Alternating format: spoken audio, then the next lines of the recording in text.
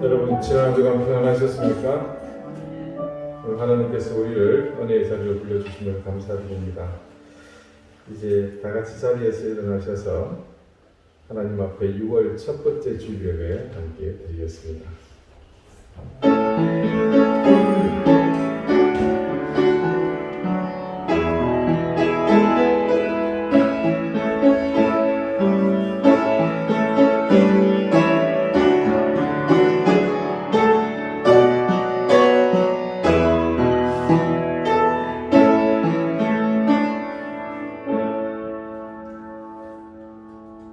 여호와께 감사하고 그의 이름을 불러 아뢰며 그가 하는 일을 만민 중에 알게 할지어다.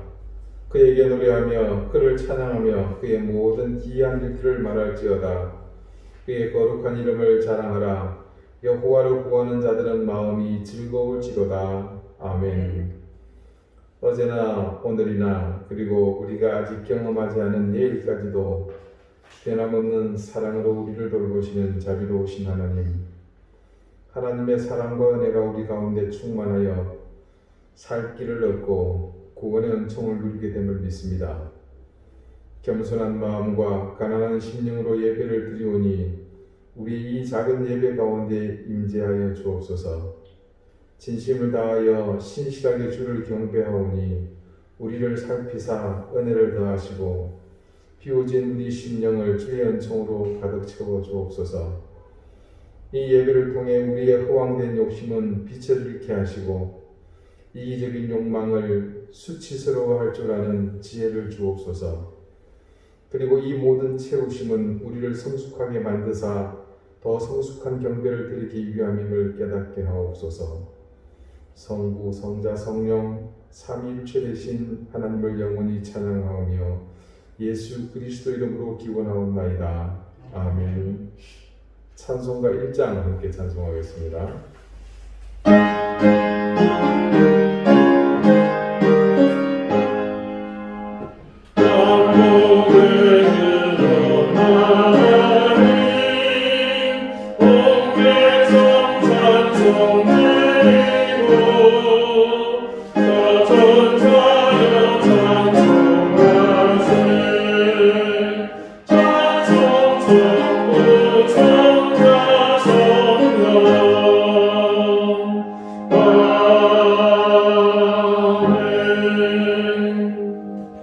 이제 다 함께 참여의 기도를 드리겠습니다. 주님, 우리가 지은 죄를 씻기 위해 지금 주님 앞에 엎드려 사죄의 은총을 구합니다. 죄의 그늘에서 벗어나지 못하고 영적 성숙을 가벼이 여겼기에 우리의 지난 모든 시간들 속에 은혜와 사랑의 흔적보다는 어둠과 죄악의 그림자가 깊게 드리워져 있음을 봅니다. 말씀은 우리 삶이 어떤 모습이어야 하는지를 온전히 드러내어 문자로 가르쳐 주시지만 인생을 가벼이 여기며 삶에 대한 깊이 있는 이해가 부족한 우리는 하나님의 말씀이 주는 소중함과 귀한 은혜를 제대로 깨닫지 못했습니다. 선한 일에 힘쓰지 못했으며 내 유익을 위해 악한 일을 쉽게 생각했습니다. 어려운 이웃의 일을 무관심하게 지켜만 보았고 실족한 사람들이 내미는 손길을 외면했습니다. 어리석은 생각에 우리는 살인, 강도, 도둑질만을 죄로 생각하며 그래서 자신의 삶에 너무나 과한 찬사와 기대를 가지므로 정작 내가 짓고 있는 죄에 대해서 너무나 무지했습니다. 주님, 우리의 진실한 모습, 감출 수 없는 자아를 이제 주님의 인자와 자비 앞에 모두 쏟아냅니다. 주님, 우리를 불쌍히 여겨 주옵소서. 이제는 하나님과 나만이 아는 죄를 생각하며 계속해서 침묵 가운데 참여의 기도를 드립니다.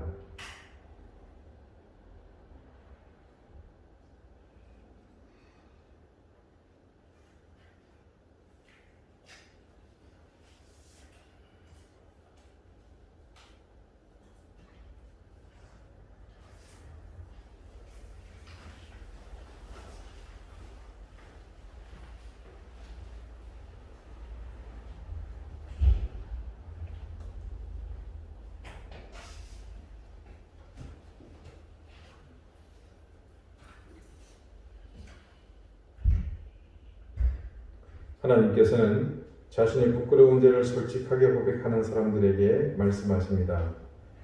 그들이 듣고 혹시 각각 그 악한 길에서 돌아오리라. 그리하면 내가 그들의 악행으로 말미암아 그들에게 재앙을 내리려 하던 뜻을 돌이키리라. 아멘. 이제는 사도신경으로 우리의 신앙을 고백하오니 나는 전능하신 아버지 하나님 천지의 창조주를 믿습니다. 나는 그의 유일하신 아들 우리 주 예수 그리스도를 믿습니다.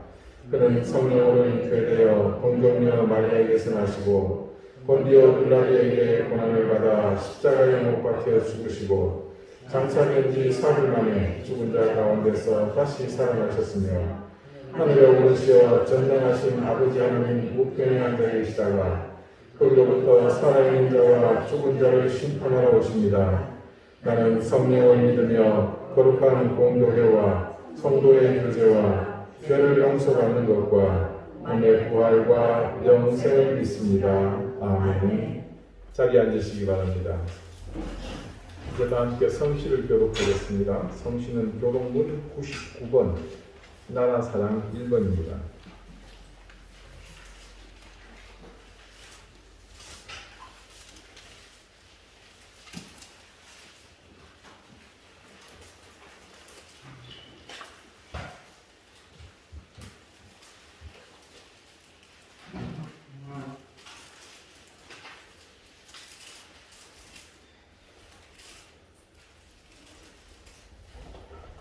온 땅은 여호와를 두려워하며 세상의 모든 거민들은 그를 경외할지어다. 여호와께서 나라들의 계획을 펼치시며 민족들의 사상을 위하게 하시도다. 여호와의 계획은 영원히 서고 그의 생각은 대대에 이르리로다. 여호와를 자기 하나님으로 삼는다. 곧 하나님의 기업으로 택되는 성이 복이로다. 여호와께서 하늘에서 두고 보사 모든 인생을 살피시며 그가 거하시는 곳에서 세상의 모든 국민들을 두고 살피시는도다. 많은 군대로 구원 얻은 왕이 없으며 용사가 이세로 스스로 구원하지 못하는도다. 여호와는 그를 경외하는 자, 곧 그의 인자하심을 바라는 자를 살피사 그들의 영혼을 세상에서 끊기시며 그들에게 이르실 때에 그들을 살리시는도다. 우리 영혼이 여호와를 바라며 그는 우리의 도움과 방패시로다. 여호와여, 우리가 주께 바라는 대로 주의 인자하심을 우리에게 베푸소서. 아멘. 다 같이 기도드리겠습니다. 자비로우신 아버지 하나님, 어느덧 6월이 우리 곁으로 다가왔습니다. 수십 년 전 이 민족의 운명이 풍전등화와 같았을 때 하나님의 전능하신 손길은 이 민족을 외면하지 않으셨고 이 땅에 세워진 교회들을 지켜주셨습니다. 그냥 값없이 주어진 것이 아니라 수많은 호국영령들의 복위한 희생의 대가로 이 위기를 극복할 수 있었습니다.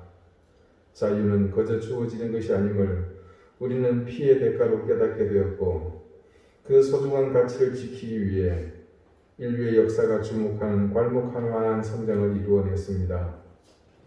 하나님, 그런 위기 속의 강인함을 우리 민족에게 주셨사오니 이제 다시 한번 그 강인함으로 하나님의 나라가 굳건히 설 수 있도록 인도해 주십시오.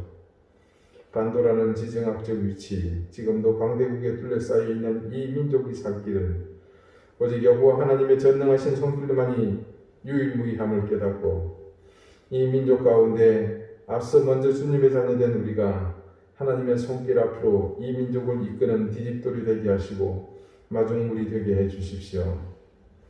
전염병이 세상을 뒤덮어 우리는 지금 심각한 위기 가운데 내몰리고 있습니다. 삶의 근간이 흔들리고 생계마저 위협받고 있는 이때 하나님의 전능하신 손길이 이 낮은 곳에 더욱 강하게 임하셔서 눈물과 한숨으로 고통받는 민초들의 아픔을 위로해 주십시오. 주님, 이 고난의 때를 함께 손잡고 이겨나가게 해 주십시오. 주저앉은 이웃의 손을 붙잡고 일으켜 세워주며 절망과 좌절 속에 흐르는 눈물을 닦아주며 우리 주님의 사랑이 있음을 증거하며 모두에게 용기와 희망을 나누게 해 주십시오. 지금 우리의 삶의 자리를 위협받는 것보다 더 가슴 아픈 일들이 도처에서 일어나고 있습니다. 공정과 정의를 부르짖던 사람들이 부정과 모렴치로 세상을 기만하고 있습니다. 수치를 모르는 사람들이 세상을 향해 뻔뻔스러움을 드러내고 있습니다. 네 편, 내 편, 편당을 만들고 민심을 이반시키며 몰상식과 부도덕으로 자신의 치부를 가리기에 여념이 없느라 자신의 자리조차 제대로 지키지 못하는 자들이 넘쳐나고 있습니다. 하나님께서 독생자를 제물로 삼으셔서 피 흘려 죽게 하심으로 세우신 교회들은 빛과 소금이 되라 하시는 하나님의 뜻을 왜곡하며 세상의 조롱거리가 되었고 하나님 사랑과 이웃 사랑의 절대 계명을 헌신짝 부리듯 무가치하게 만드는 일들을 아무렇지도 않게 자행하고 있었습니다. 하나님, 이런 사실을 자각하며 그 사실을 바라보는 우리조차도 지금 스스로를 자신할 수 없습니다. 부디 이 땅을 불쌍히 여겨 주십시오. 오늘 이 시간 주님 앞에 예비자로 서 있는 우리만이라도 말씀의 가치를 회복하며 하나님의 뜻을 세워가는 일에 우리의 최선을 다하게 해주십시오. 혼돈 가운데 질서를, 흑암 가운데 빛을 비춰주시는 주님, 이 암담함이 오래가지 않게 하시고 크게 용기 내어 우리로 이 가시밭길을 헤쳐나갈 수 있도록 힘을 더해 주십시오.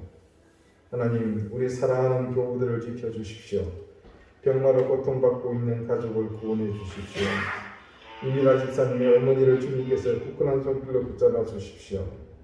전설의 전도사님의 아버님을 하나님께서 은혜 가운데 붙들어 주십시오. 우리 자녀들의 앞길을 하나님께서 인도해 주십시오.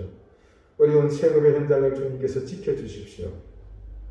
우리의 모든 형편들이 나아지게 해 주십시오. 하나님, 이 예배를 주님께서 기뻐 받으시며 하늘의 신령한 은혜로 이 시간 우리에게 거해 주실 것을 믿습니다. 우리 마음 가운데 교만함을 제하시고 굳은 목을 꺾으며 하나님 앞에 가난한 심령으로 겸비함으로 주님만을 바라보게 해 주십시오. 예수 그리스도 이름으로 기도드리옵나이다. 아멘.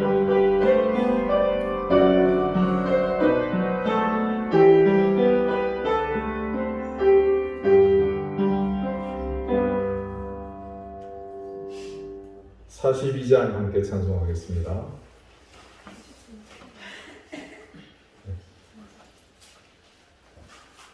42장 죄송합니다. 42장입니다.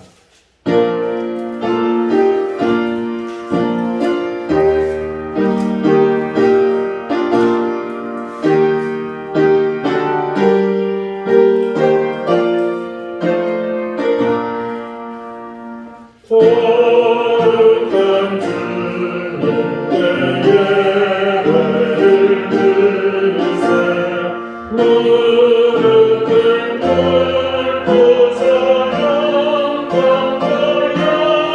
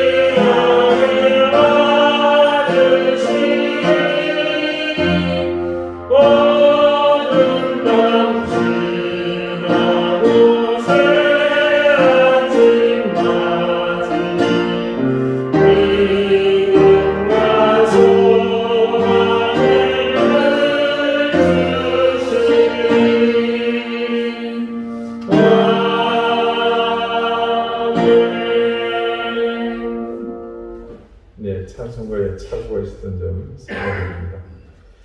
오늘 하나님께서 우리에게 주시는 말씀은 구약성경 욥기 23장 8절 9절 말씀입니다. 구약 783쪽입니다.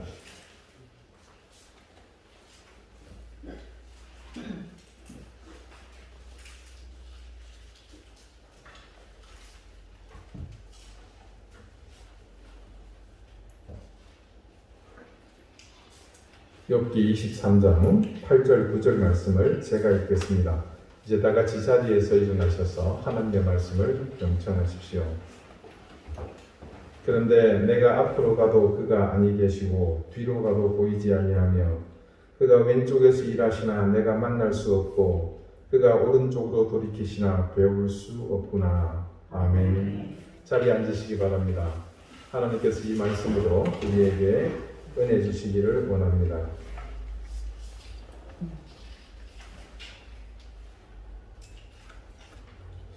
무엇을 선택할 것인가?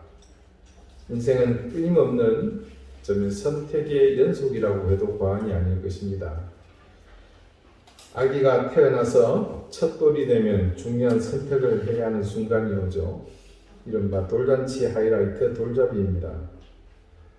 천지를 분간 못하는 아이 앞에 먹을 것도 아닌 걸 항상 차려놓습니다. 돈, 청진기, 법봉, 실, 연필, 요거에 이제 전통적인 클래식한 기본 품목이고요. 요즘은 축구공이나 야구공, 또 마이크도 추가되었습니다. 추가된 것이 뭘 의미하는지는 따로 설명드리지 않아도 잘 아실 겁니다. 돈 잘 버는 운동선수나 연예인이 되라는 겁니다. 글쎄요, 저도 여러분도 모두 다 예외 없이 해봤을 텐데 그 선택이 여러분의 인생과 얼마만큼 큰 상관관계가 있었습니까? 혹시 기억이라도 하십니까? 그러다가 좀 더 자라서 말을 할 줄 알게 되면 또 선택을 해야 하는 순간이 자주 찾아옵니다. 엄마가 좋아, 아빠가 좋아. 이 땅에 가정이 생긴 이후로 자녀들에게 있어서 평생의 숙제, 엄마가 좋은가, 아빠가 좋은가.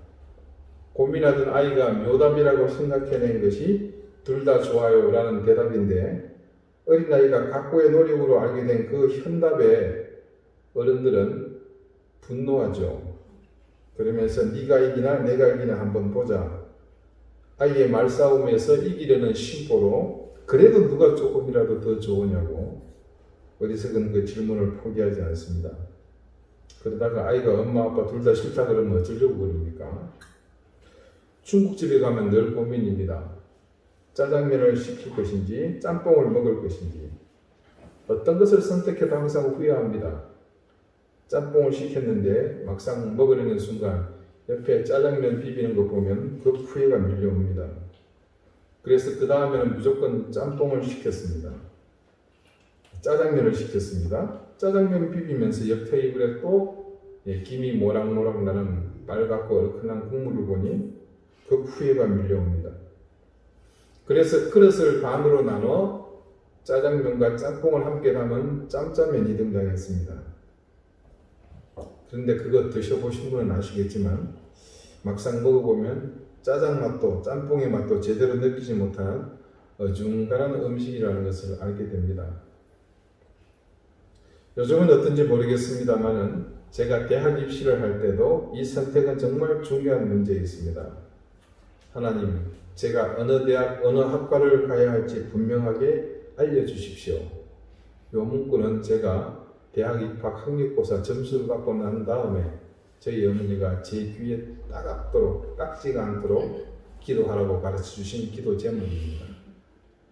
저는 그렇게 새벽마다 기도하고는 하나님의 응답을 받았는지 못 받았는지 아리까리한 상태에서 그 당시 점수대가 안전하다고 생각되는 곳에 입학 원서를 냈습니다. 응답의 여부는 정확하지 않았지만 한 가지 남달랐던 점은 있습니다.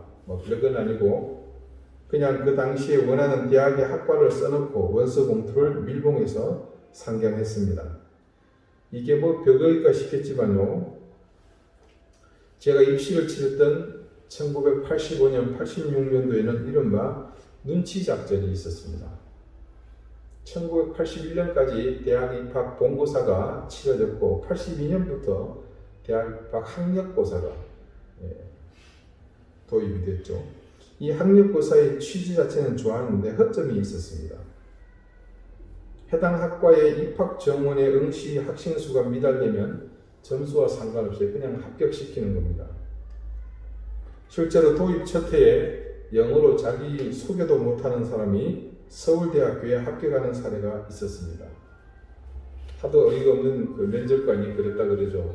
자네 관악산에 노루가 뛴다를 영어로 번역해 볼 수 있겠나? 그랬더니 그 친구가 대답한 말이 기가 막혔습니다. 관악 마운틴 노루 점핑. 그래서 처음에는 정원미달 학과를 찾아내기 위해 머리를 굴려다가 생겨낸 것이 이른바 학력고사 세대만 아는 눈치작전이라는 유행어입니다.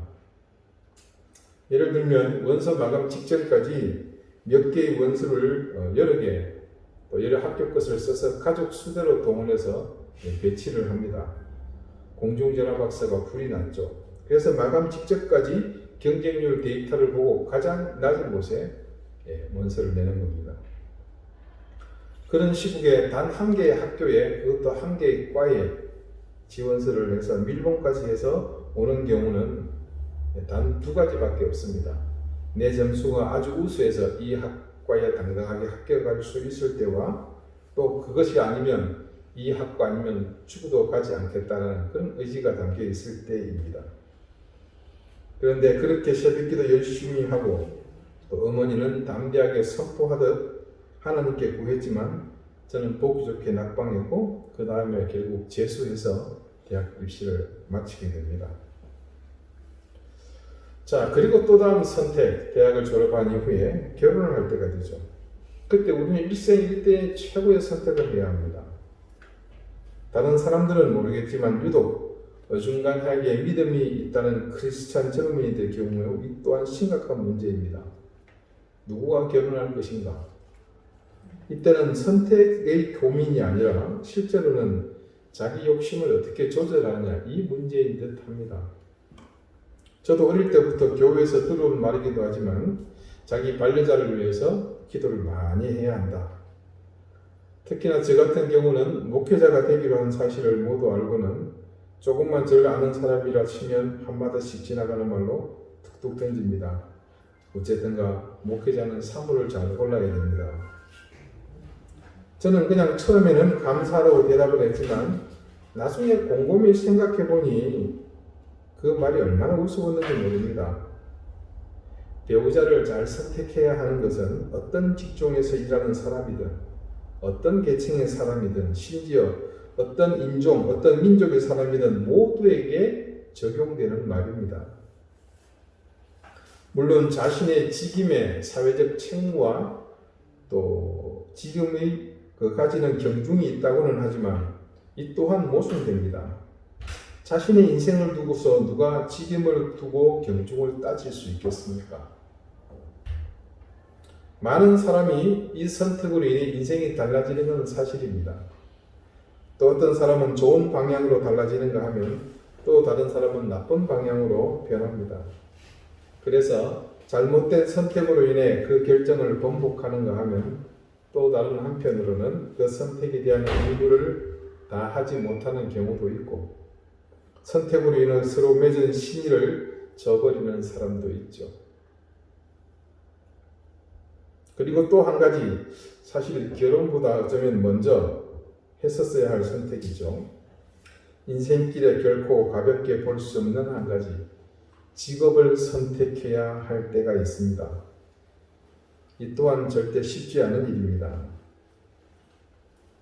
요즘은 직업이 선택이 아니라 어쩌면 운명과도 같다는 생각을 할 정도로 취업이 어렵습니다. 그렇지만 이 또한 우리가 신중하게 선택해야 하는 일이죠. 여러분 그 유명한 거창고등학교의 직업 선택의 10계명을 들어보셨을 겁니다. 이 학교를 설립하신 독실한 크리스찬 전영창 선생님의 신앙 철학이 그대로 드러난 세상에 절대 수용 불가한 계명들이죠. 제1계명 월급이 적은 쪽을 택하라. 제2계명 내가 원하는 것이 아니라 나를 필요로 하는 것을 택하라. 제3계명 승진의 기회가 거의 없는 곳을 택하라. 제4계명 모든 것이 갖추어진 곳을 피하고 처음부터 시작해야 하는 황무지를 택하라. 제5계명 앞을 다투어 모여드는 곳은 절대 가지 마라. 아무도 가지 않는 곳으로 가라. 이거 어떻게 이걸 다 찾아냈을까 그죠? 제6계명 장래성이 전혀 없다고 생각되는 곳으로 가라. 제7계명 사회적 존경 같은 건 바라볼 수 없는 곳으로 가라.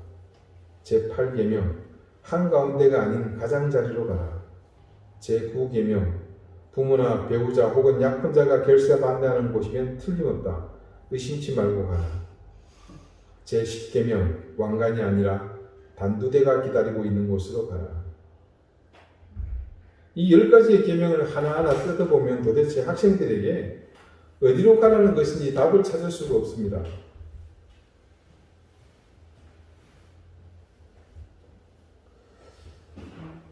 이 학교가 진학률이 상당히 좋거든요.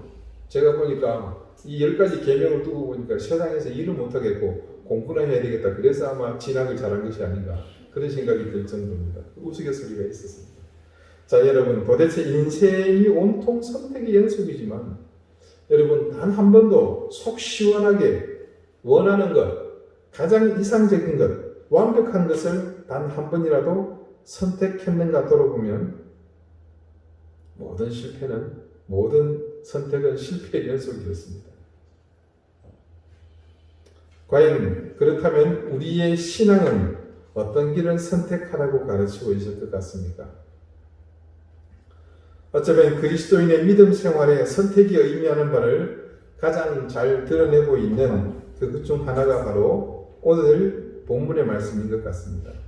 자, 주보를 펴보시고 함께 읽어볼까요? 그런데 같이 읽겠습니다. 그런데 내가 앞으로 가도 그가 아니 계시고 뒤로 가도 보이지 아니하며 그가 왼쪽에서 일하시나 내가 만날 수 없고 그가 오른쪽으로 돌이키시나 배울 수 없구나. 자, 여러분 성경 말씀 전체에서 이보다도 더 절망스러운 상황이 있을까 싶을 정도로 처참한 상황입니다.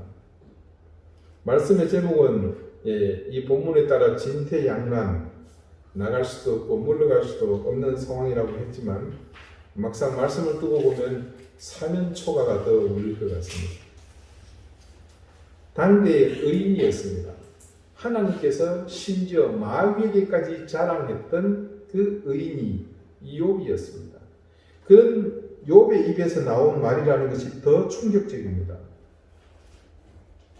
고난 중에 욥이 바라본 하나님의 모습을 적나라하게 증거하고 있습니다. 그런데 사실 이게 욥만의 일이겠습니까? 정말로 믿음으로 살려고 애쓰는 사람들의 인생에서 하나님의 모습은 대부분 이 욥의 고백과 너무 비슷하게 나타납니다. 우리가 믿음 안에서 선택해야 하는 상황에 서게 되지만 그때마다 어떤 것을 선택해야 할지 도무지 알 수 없습니다.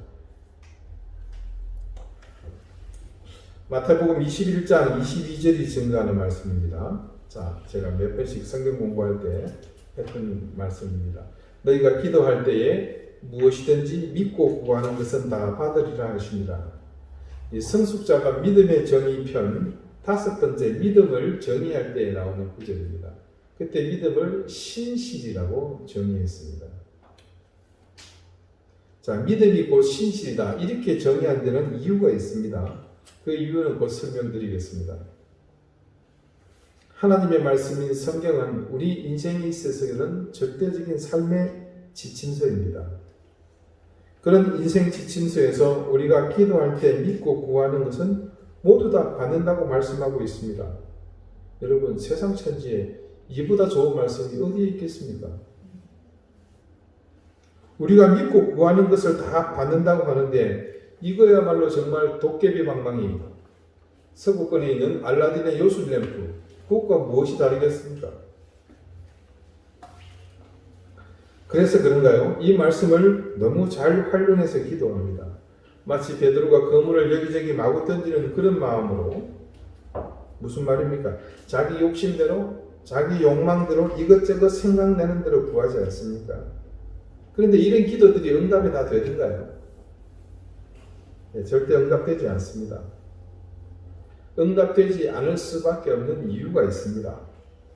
자, 우리가 잘 아는 고린도전서 13장 마지막 절, 믿음, 소망, 사랑, 이 세 가지는 항상 있을 것인데 그 중에 제일은 사랑이라. 자, 이 세 가지 단어가 나오죠. 믿음과 소망과 사랑. 여기에 해당하는 헬라어가 각각 피스티스, 엘피스, 아가페입니다. 자, 사랑은 아가페죠. 소망은 엘피스입니다. 그럼 믿음은 뭡니까? 피스티스. 이 피스티스의 뜻을 원어 사전에 찾아보면 영어로 제일 처음에 그 데피니션을 정의한 말이 뭐냐면 faith입니다. 그 다음에 나오는 말이 faithfulness. 자, 이 두 단어의 뜻은 각각 신앙과 성실입니다. 그래서 이 두 가지 의미를 성경적으로 정의하자면 신실이라는 말로 바꿀 수 있습니다. 그러니까 우리가 도깨비 방망이, 알라딘의 요술 램프처럼 원하는 것을 다 얻을 수 있다고 믿는 것, 그런 믿음. 자, 대상이 전혀 틀리죠. 그때의 확신을 의미하는 그 믿음과는 다른 의미라는 것을 알 수 있습니다. 다만 그 다음 이 피스티스의 용례를 찾아보니까 페이스가 나오고, 그 다음에 우리가 간절히 믿고 원한다는 그것을 들어준다는 것을 믿는 그 belief, trust가 이어서 나옵니다. 여러분, faith와 belief는 우리말로 번역할 때는 둘 다 믿음이라는 의미로 해석이 됩니다. 자, 우리 한글이 세계에서 가장 뛰어난 문자입니다. 8추종을 구별하는 그런 문자인데, 이런 상황, 특히 성경을 번역했을 때에는 조금 애매한 구석이 있었습니다. 그래서 다시 말씀을 종합해 보면 결국 우리가 이 마태복음의 구절을 지금껏 원래 쓰였던 헬라어 성경에서의 의미와 다르게 이해해 왔던 겁니다. 그래서 우리 신앙의 삶에 적잖은 오류가 있어 왔습니다. 여기 마태복음 21장의 말씀은 믿음이라는 단어보다는 사실 신실이라는 단어로 바꾸는 것이 더 원문에 가까운 번역입니다. 그래서 이 구절에 믿음 대신 이 신실을 대체해서 넣어서 다시 한번 읽어보겠습니다. 너희가 기도할 때에 무엇이든지 신실하게 구하는 것은 다 받으리라 하시니라. 여러분, 전혀 다른 의미를 발견할 수 있지 않습니까? 그래서 성숙자반 교재에서는 이 부분에 대해서 이런 정의를 하고 있습니다. 우리가 신실해지고 그리고 구하는 것은 다 받는다는 것입니다. 신실해진 사람이 어떻게 허황된 자기 욕심을 기도라고 할 수 있겠습니까? 신실해진 사람이 거짓을 그리고 헛된 것을 구할 수 있겠습니까? 신실해진 사람의 기도는 하나님의 마음을 헤아리는 의의 기도를 하게 되니 그것이 응답받는 것은 당연한 일입니다. 자, 여러분, 이런 의미를 담고 있는 성경 구절이 있습니다. 의인의 강구는 역사하는 힘이 많으니라. 자, 여러분 기억나십니까? 우리가 2년 전, 3년 전에 했던 야고보서 말씀의 설교 가운데 있었던 내용이죠. 야고보 사도가 한 말입니다. 의인의 강구는 역사하는 힘이 많으니라. 신실하게 구하면 응답받는다는 의미를 그대로 담고 있습니다. 신실하게 구하는 것, 즉 의인의 강구와 다르지 않습니다. 그런 의인의 강구는 당연히 의로울 것이므로, 즉 신실할 것이므로 역사는 힘이 많다. 무슨 말입니까? 응답된다는 뜻입니다. 이 말씀을 두고서 우리의 선택을 한번 생각해 보았습니다. 과연 그리스도인에게 신앙적 선택이라는 것은 어떻게 이해해야 할 것인가? 여러분, 우리의 선택도 이와 같습니다. 내가 무엇을 선택하든 내가 먼저 하나님 앞에서 신실해지면 그 다음에 선택은 아무런 문제가 되지 않습니다. 여러분, 오늘 본문의 말씀 9절에 이어지는 욥기 23장 10절이 이렇게 기록되어 있습니다. 그러나 내가 가는 길을 그가 아시나니 그가 나를 단련하신 후에는 내가 순금같이 되어 나오리라. 욥은 모든 상황이 짙은 안개 속 같고 칠흑가든 어둠 속에 있는 것 같았지만 그 상황을 어떻게 고백하고 있습니까? 자신은 비록 갈 바를 알지 못하고 있지만 그냥 자신이 가는 그 길을 하나님이 아신다고 당당하게 말하고 있습니다. 뿐만 아니라 그 과정을 지나고 있는 자신의 길을 연단의 과정이라고 고백하면서 마침내 자신이 불순물이 다 제거된 깨끗한 순금이 되어 나올 것이라고 선언합니다. 오늘 본문에서 본 욥의 상황은 실패와 요즘 아이들 말로 폭망 그 자체입니다. 그런데 그는 자신이 당면하고 있는 그 현상에서 그 이면에 계시는 하나님을 절대적으로 신뢰하고 있습니다. 그래서 그는 자신이 지금 가는 그 길에 대해 일말의 의심이나 염려가 없다는 것을 우리에게 증언하고 있는 겁니다. 세상의 모든 선택은 언제나 불명확합니다. 그래서 이리 재보고 저리 재보고 늘 고민하며 번뇌에 휩싸입니다. 신앙의 현장도 예외가 아닙니다. 늘 그렇습니다. 그래서 어떤 길이 하나님의 뜻인지 알 수 없어서 늘 괴로워했습니다. 그런데 오늘 말씀에 그 해답이 있습니다. 그것은 마태복음에서 증거하듯이 우리가 신실하여 구하는 모든 것을 응답받는 것처럼 우리의 선택도 하나님께 대한 신실함이 우선해야 함을 깨닫게 됩니다.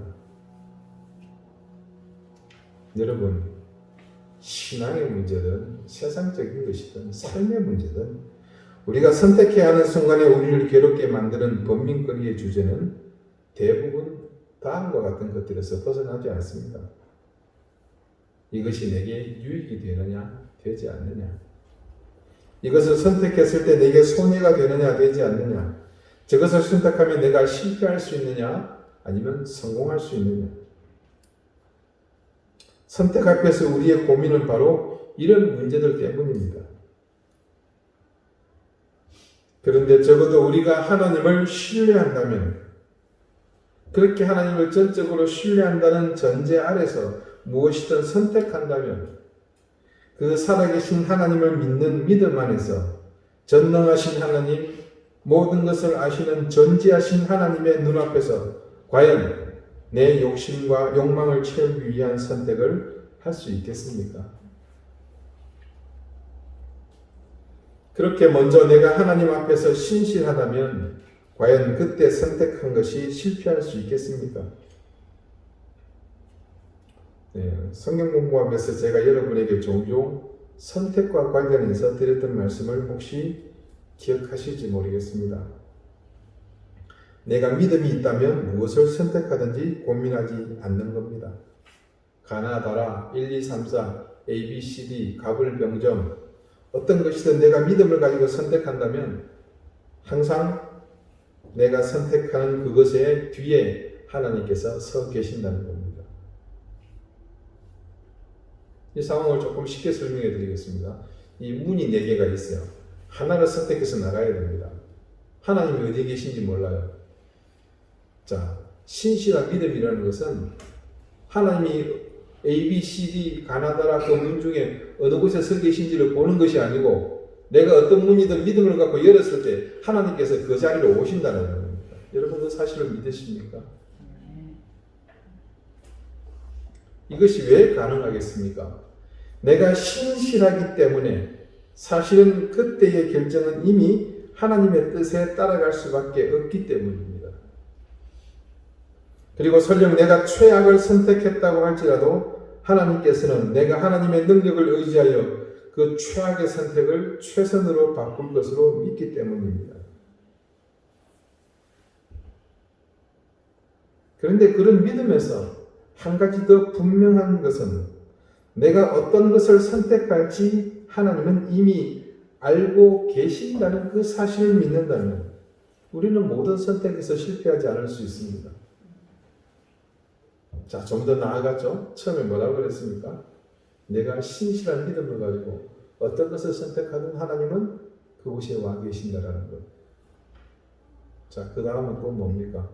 내가 무엇을 선택할 것인지 그분이 이미 알고 계신다라는 그 사실을 내가 믿는다는 거죠.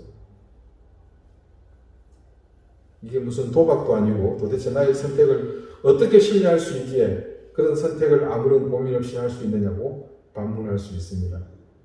그렇다면 제가 이렇게 질문해 보겠습니다. 믿음이 있는 사람이 신실한 신앙인이 선택할 때 과연 허황된 것을 선택할 수 있겠습니까?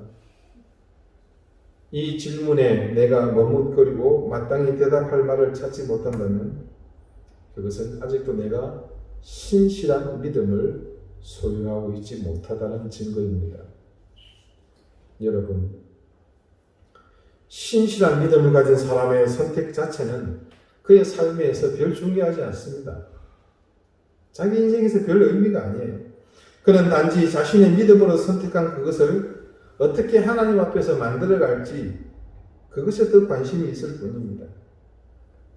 그래서 그 사람은 어떤 것을 선택하든 늘 만족하며 그 선택에서 하나님의 뜻을 실현해 나갑니다. 거창고등학교에 그 황당한 직업 선택의 10가지 원칙을 만드신 전영창 교장 선생님의 그와 같은 결정의 배경에 과연 무엇이 있었겠습니까? 그분은 자기가 신앙으로 양육한 그 학생들과 함께 하시는 하나님을 철저하게 신뢰했기 때문입니다. 그리고 또한 그분은 하나님이 사랑하시는 자기 제자들의 신실함을 믿었기 때문에 그 같은 선택의 길을 제시했을 것입니다. 그러므로 여러분, 이제 무엇을 선택해야 할지 고민하지 마십시오. 인간의 생각으로 유익을 구하려는 시도는 모두가 어리석은 일이며 그런 노력은 부질없는 짓입니다. 중요한 것은 우리가 얼만큼 신실하냐, 즉 얼마만큼 하나님을 신뢰하느냐에 달려 있습니다. 오늘 우리는 무엇을 믿어야 할 것인지 또 한 가지의 의미 있는 사실을 깨닫게 됩니다. 그것은 우리가 무엇을 선택하는지 하나님께서 우리와 함께 하신다는 사실을 믿는 것입니다. 그리고 그 선택에 함께 하시는 하나님을 믿는 믿음은 우리가 진실된 마음으로 하나님을 신뢰하는 그 신실함에 있다는 것입니다. 여러분, 신실한 믿음을 가지십시오. 그리고 그 믿음으로 무엇이든 담대하게 행하십시오. 기도드리시겠습니다. 하나님, 우리는 태어나서 지금껏 셀 수도 없고 기억조차도 할 수 없는 수많은 선택을 반복하며 살았습니다. 단 한 번도 우리에게 진정한 의미에 만족을 주지 못한 이유를 오늘 깨달으며 진퇴양난 사면초가의 이 모든 상황에서 하나님만을 의뢰하며 어디든 선택하고자 합니다. 우리의 선택에 언제나 함께 하시는 하나님, 우리가 무엇을 선택할지 모두 알고 계신 하나님을 믿습니다. 의심하지 않을 것이며 매 순간을 신실하게 신앙하며 살겠사오니 우리의 길을 인도해 주십시오. 예수 그리스도 이름으로 기도드립니다. 아멘.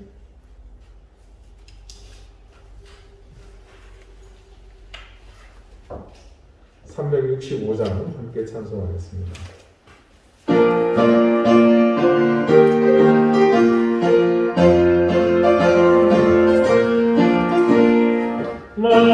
마음속에 진실 있는 사람 주 예수 앞에 나아가라.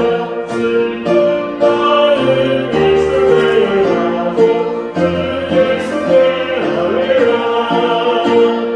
주 예수 앞에 나아가라. 주의 친구니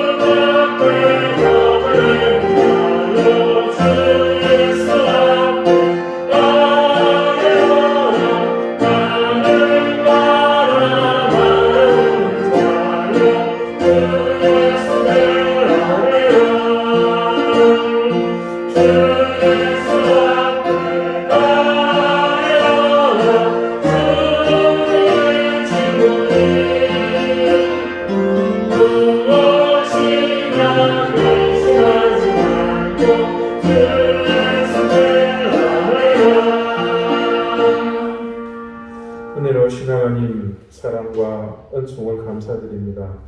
하나님께서 우리 인생을 지켜주시고 우리에게 필요한 것을 넘치게 되어 주셨기에 우리는 하나님의 자녀다운 삶을 온전히 살 수 있었음을 믿습니다. 오늘 하나님의 사랑하는 자녀들이 그 마음과 그 하나님의 사랑을 기억하며 잊지 않고 하나님 주신 것 중 일부를 구별하여 하나님 앞에 드렸습니다. 그곳에 하나님을 향한 감사와 사랑, 열정 그리고 인생을 담아 함께 드리오니 하나님 기쁘게 받아주십시오. 드린 손길을 기억하시고 그들의 가정과 생업에 복을 주시며 하늘의 신령한 복과 땅의 기름진 복이 그 가정과 사랑하는 자녀들 가운데 언제나 넘치게 해 주십시오. 감사드리며 예수 그리스도 이름으로 기도합니다. 아멘. 교회 소식 알려드리겠습니다. 아직까지 우리 제주 지역의 코로나 감염자가 감소세가 둔합니다. 여러분 계속해서 조심하시고 또 서둘러 백신 접종을 할 수 있게 되시기를 바라겠습니다. 교회는 오늘부터 내부 살균제 도포를 시작을 했습니다. 들어오셔서 조금 냄새가 나셨을 텐데 다음 주부터 매주 그렇게 예배 전에 그렇게 실시하도록 그렇게 하겠습니다. 그리고 입구에 온도계를 비치해 놨습니다. 꼭 잊지 마시고 기재하는 날에 온도를 같이 적어 넣으셨으면 좋겠습니다. 계속해서 우리 환우들을 위해서 함께 기도해 주십시오. 저 어제 그저께 이미라 집사님 문제를 위해서 기도 제목 올렸습니다만 같이 좀 기도해 주시고 함께 힘을 모아 주시기를 부탁드리겠습니다. 그리고 우리 이미라 집사님이 그 어려운 가운데 또 해나가 어제 졸업을 했습니다. 그래서 학업을 잘 마치고 또 더 넓은 세상으로 더 크게 비상할 수 있도록 우리 함께 응원하고 격려하는 기도 함께 또 해주시기를 부탁드리겠습니다. 이제 다 같이 자리에서 일어나셔서 앞뒤 좌우에 계신 분들과 다정하게 인사를 나누시겠습니다. 54장 함께 찬송하겠습니다.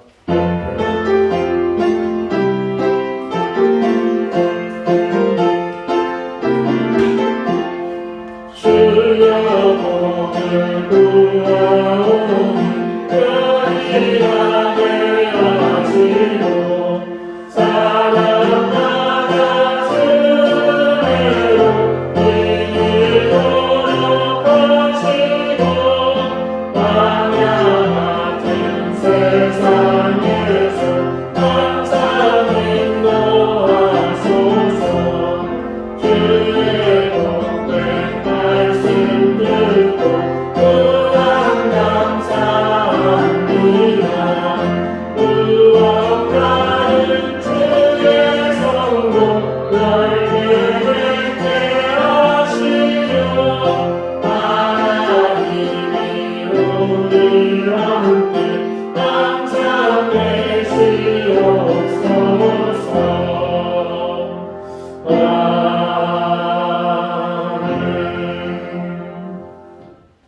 이제는 예수 그리스도의 은혜와 하나님의 사랑과 성령의 교통하심이 신실한 믿음으로 구하는 그래서 우리가 모든 것을 선택할 때마다 하나님께서 항상 우리의 편에 서 계심을 믿는 우리 사랑하는 방주의 모든 성도들 머리 위에 저들의 가정과 생업과 귀한 자녀들 머리 위에 이제로부터 영원토록 항상 함께 하시기를 간절히 축원하옵나이다.